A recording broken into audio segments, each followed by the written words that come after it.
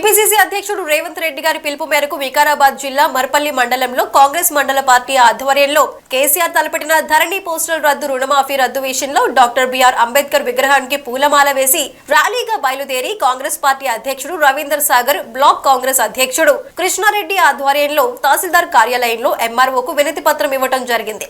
Youth Congress అధ్యక్షులు Sai Patel, youth Congress district general secretary Nikhil Reddy, మాజీ MPP Narsimhulu Salim Rajanna, Madhusudan Reddy, Suresh, Rakesh Pandu, Sanjeev Reddy, Sudhakar, Prabhakar, రాజు పటేల్, నందు, MPTC Mahesh, Congress party senior నాయకులు, కార్యకర్తలు పాల్గొన్నారు.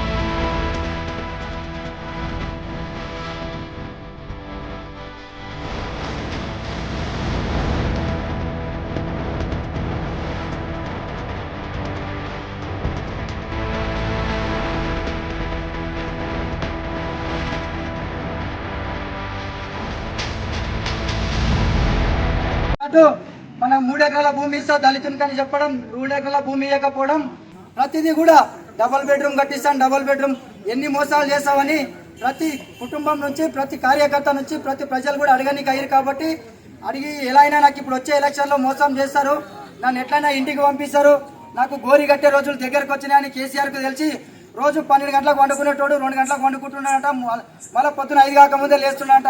పండుకున్న 2 గంటలు కూడా కళలో మొత్తం కాంగ్రెస్లో పోతున్నారట. ఎట్లయినా కూడా కొడతారు, నాకు ఇంటికి తోలిస్తారు, నాకు ఉన్న టైంలో మొత్తం భూములన్నీ గుంజుకోవాలి పేద ప్రజలే అని ఈ కేసీఆర్ వాళ్ళ నలుగురు వాళ్ళ కుటుంబం మొత్తం ఆయన ఏది చెప్తా చేయడంగా ప్రజలను మొత్తం మోసం చేసి ఇక్కడ కింద చూడమాటలు చెప్తాడు, మళ్ళీ మోడీతో తెల్లారి పోయి కలిసి మాట్లాడడం జరుగుతున్నది.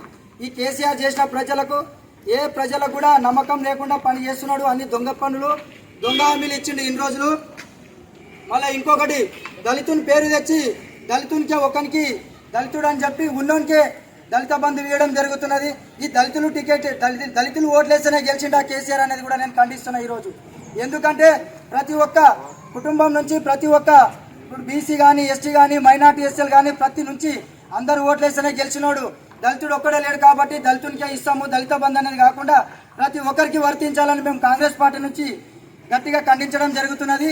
ఏది ఏమైనా సరే కేసీఆర్ గుర్తుపెట్టుకో, నీకు రోజులు దగ్గర పడ్డాయి, నువ్వు చాలా రోజులు ఉండనీకి లేదు కాబట్టి ముందస్తు ఎలక్షన్లకు పోదాం అనుకున్నాడు కానీ నాకు ముంచి పాడేస్తారు తెలంగాణ ప్రజలని తెలిసే. కాబట్టి ఇవన్నీ చెల్లాయి, ధరణిని వెంటనే రద్దు చేయాలని కోరుకుంటున్నాం.